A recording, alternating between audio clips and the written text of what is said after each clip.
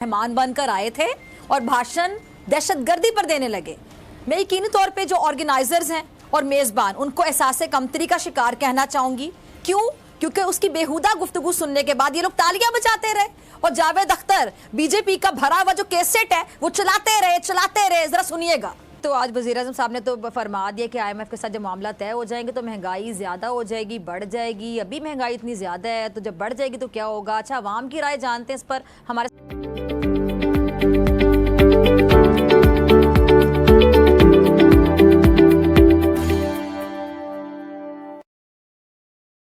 भाई अगर और इजाफा होगा तो आदमी इन लोग गरीबों को तो मार दे ही है। ये तो सोचे ही मत कि और दूसरा काम कर सकें। वो क्या इजाफा करेगा हुकूमत? इससे तो अच्छा है गले ही दबा दो, आके जान से मार दो तो अच्छा ही रहेगा। भाई महंगाई देखो, आटा देखो, चीनी देखो। मेरे को खुद 15 दिन हो गया, 15 दिन में मैंने 5,000 रुपये मजदूरी नहीं किया। वज़ीर-ए-आज़म साहब, खुदा के वास्ते हम गरीबों पर रहम करो, खुदा के वास्ते। अब तो महंगाई का तूफान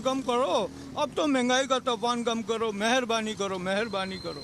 जब से परवेज़ मुशर्रफ उतरा है उसके दौर में तो सही था, और उसके बाद से जो मिलिया मेट हुआ है इसका मुल्क का सत्यानाश हो गया।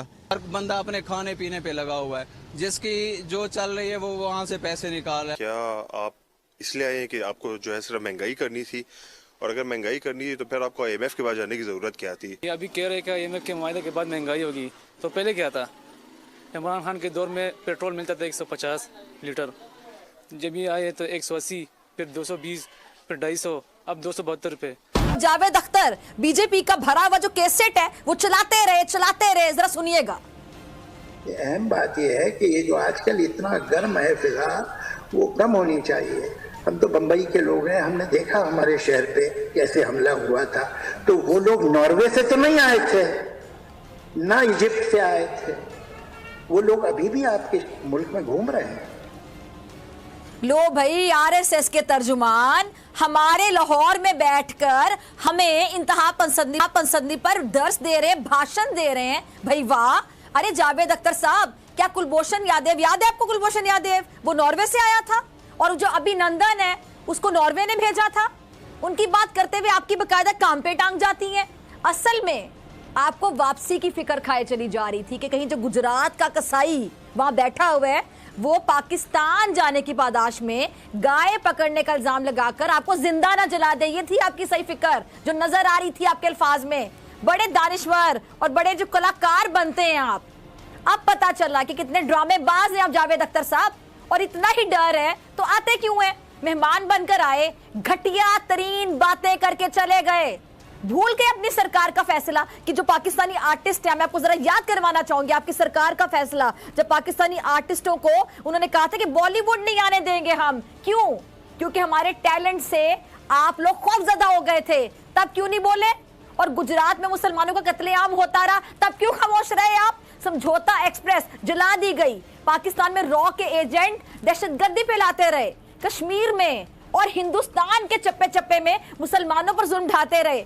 वहां बात करते हुए आपकी जबान लड़खड़ाती है।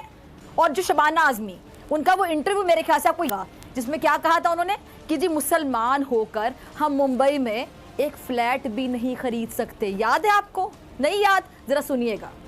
Further, would you say that Muslims are in fact victims of discrimination despite India's proud claim of being secular? Karan, they still I face can't get prejudice. a house in Bombay. I wanted to buy a flat in Bombay, and it wasn't given to me because I was a Muslim. I've read the same thing about Saif. Now, I mean, if Javed Akhtar and Shabana Azmi cannot get a flat in Bombay because they are Muslims, what are we talking about? कितने बदनसीब हैं आप जावेद अख्तर साहब, एक flat भी नहीं मिल सका आपको वहां पे। हमेशा हिंदुत्व की तारीफ, पाकिस्तान पर तनकीद की आपने, लेकिन जूते ही पड़े आपको, जूते। और हाँ, एक और बात, अगर दहशतगर्द यूं आजाद फिर रहे होते तो आप इस तरह हमारे ही मुल्क में बैठकर, हमारी रोटी खाकर, गाने गाकर हमें ही बुरा भला ना कह रहे होते। सिर्फ मुंह ही काला नहीं करते।